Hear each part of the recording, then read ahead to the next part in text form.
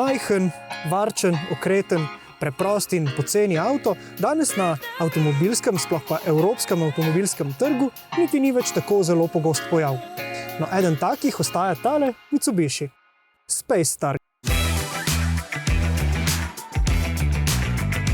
Space Star je v prvi vrsti zelo okreten. Ta avto tehta manj kot 900 kg in dolžino meri kar krepko manj kot 4 metre.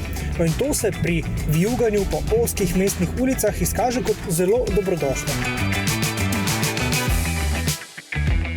Po željah tistih, ki si želijo udobja, je ukrajeno že samo podvozje. No, po našem mnenju pa je še pomembnejša lastnost sama lahkotnost vožnje. Tudi za bolj intenzivno manevriranje ne boste rabili pojesti kakšne porcije žgancev ali pa nagniti konzerve s špinačo. Volan je namreč izredno mehak in enako velja tudi za prestavljanje z tem ročnim menjalnikom in tudi za stopalke. Nas je najbolj prepričal sam obračalni krog, ki meri le 4,6 metra.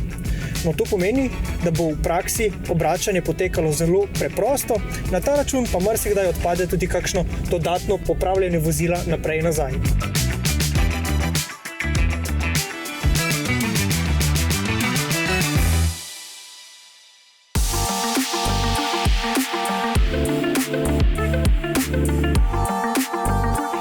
Pa ta avto kljub kompaktnim meram ni preveč utesnjen v notranjosti in je tako primeren tudi za občasno družinsko rabo.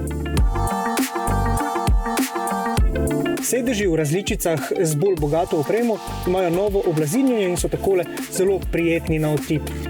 So pa sedeži tudi nameščeni nekoliko višje in ne nudijo skoraj nič bočne opore. To seveda ne nudi najboljšega občutka pri dinamični vožnji, je pa na ta račun vstopanje in izstopanje iz vozila zelo enostavno.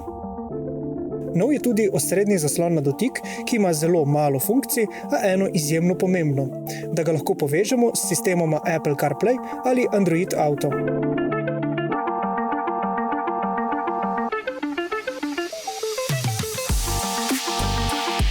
Pri mestni vožnji smo se razveselili pomoči slike vzvratne kamere, kjerkoli pa bodo dobrodošli tudi sistemi za opozarjanje pred zapuščanjem voznega pasu, samodejno zaviranje v sili ter samodejno preklapljanje dolgih in zasenčenih žarometov.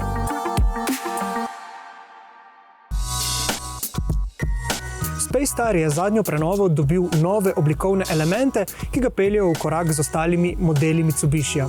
No, še vedno pa ta avto ni pretirano vpadljiv in predstavlja nekako konzervativno izbiro. Osnovna različica je na voljo tudi za manj kot 10.000 evrov, za ta denar pa v vsakem primeru dobite 1,2-litrski atmosferski trivaljnik, ki v kombinaciji s 5-stopenjskim ročnim menjalnikom zagotavlja porabo nekako okoli 5 litrov na 100 prevoženih kilometrov in je še posebej učinkovit pri mestni vožnji. Mi bi ta avto priporočili predvsem tistim manj zahtevnim voznikom, ki potrebujete preprost, a učinkovit in uporaben avto za premagovanje večinoma mestnih kilometrov.